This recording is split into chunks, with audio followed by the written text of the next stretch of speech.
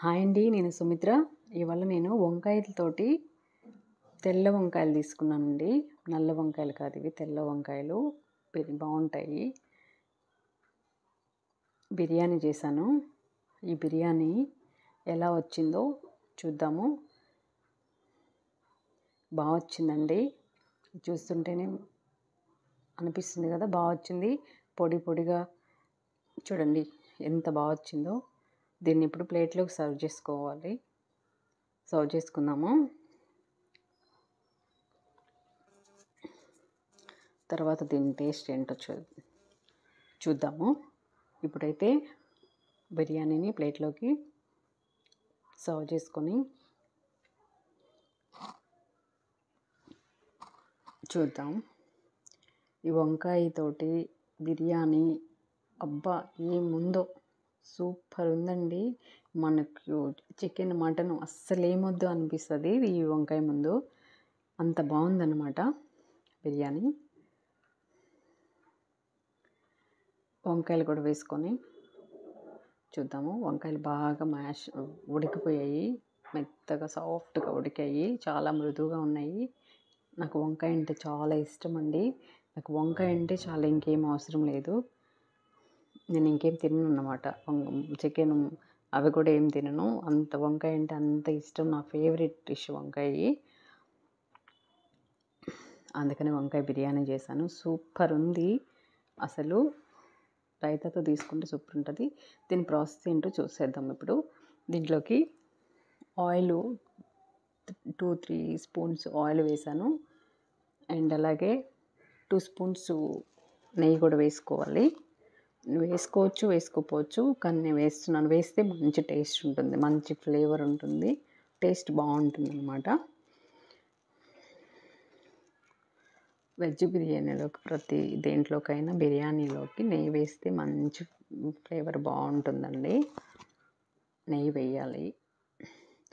Whole garam masalas అన్నీ వేసుకొని కొంచెం వేగిన తర్వాత ఇందులోకి ఆనియన్ పేస్ట్ చేసి పెట్టుకున్నాను నేను, ఆనియన్ ప్యూరీ వేసుకొని కొంచెం ఫ్రై అయ్యేంత వరకు ఫ్రై చేసుకోవాలి.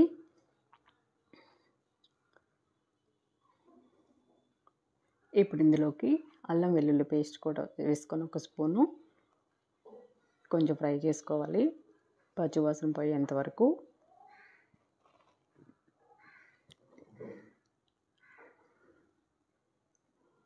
అండ్ అలాగే మసాలా పేస్ట్ చేసి పెట్టాను నేను. ధనియాలు, గసగసాలు, వెల్లుల్లి, దాల్చిన చెక్క, ఇలాచి ఇవన్నీ కలిపి నేను ఒక పేస్ట్ చేశాను. ఆ పేస్ట్ కూడా వేసేసుకొని ఈ పేస్ట్ని బాగా పచ్చివాసన పోయేంత వరకు ఫ్రై చేసుకోవాలి. గసగసాలు వేయడం వల్ల మనకు మంచి థిక్నెస్ వస్తుంది బిర్యానీ కానీ ఏ మసాలా కూరలో కూడా. కొబ్బరి వేసుకోవచ్చు, కొబ్బరి వేయలేదండి నేను. కొబ్బరి ప్లేస్లో గసగసాలు వేసాను అనమాట. కొంచెం పసుపు వేసుకొని ఆ పసుపుని కలిసేంత వరకు కలిపేసుకోవాలి. ఇప్పుడు ఇందులోకి కారానికి సరిపడా కారం కూడా వేసుకోవాలి. టమాటా కూడా ప్యూరీ చేసి పెట్టుకున్నాను, టమాటా ప్యూరీ కూడా వేసేసుకొని అంతా మిక్స్ అయ్యే విధంగా మిక్స్ చేసుకొని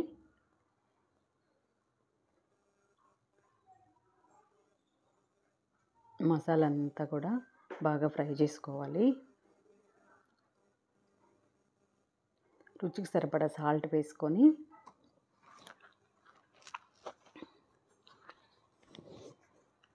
వంకాయలు ముందే కట్ చేసుకొని సాల్ట్ వాటర్లో వేసి పెట్టుకున్నాను.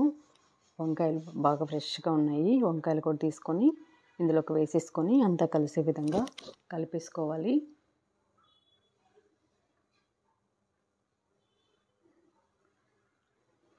రైస్ ముందుగానే నానబెట్టానండి, 1/2 అవర్ ముందు కడిగి వాష్ చేసుకొని బాగా నానబెట్టాను. నానిపోయి ఉన్నాయి. ఇప్పుడు ఈ రైస్ని కూడా వేసేసుకోవాలి. రైస్ వేసుకొని నేను 4 గ్లాసెస్ రైస్ తీసుకున్నాను. దానికి 1.25 గ్లాస్ వేసానన్నమాట వాటరు. నేను ఎప్పుడైనా 1.25 గ్లాస్ వేస్తాను. 1.5 వేసామంటే టైట్గా ఉంటుంది రైసు, బిగుసుకున్నట్టు బాగుండదు అన్నమాట. అండ్ 2 కప్స్ వేసాం, 2 గ్లాసెస్ వేసామంటే కనుక కొంచెం తడిగా ఉన్నట్టు అనిపిస్తుంది. అందుకని 1 ముక్కాలు వేసామంటే మంచి క్వాంటిటీ సూపర్ వస్తుంది అన్నమాట, సూపర్ కుక్ అవుతుంది. ఎప్పుడైనా 1/3 కప్ 1/3 గ్లాసు వేసుకోవాలి రైసు. అది బాస్మతి రైస్ కావచ్చు, నార్మల్ రైస్ కావచ్చు, దేనికైనా కూడా నేను ఇలాగే నానబెట్టి వేస్తాను. కుక్కర్లో ఎక్కువ వండుతూ ఉంటాను అనమాట. ఏ కుక్కర్లో అయినా, ప్రెషర్ కుక్కర్ అయినా, ఏ కుక్కర్ అయినా ఒకటే. రైస్ అలా తీసుకోవాలి, మెజరింగు పెట్టేసి కుక్ అయిపోయింది. లైక్ చేయండి, షేర్ చేయండి.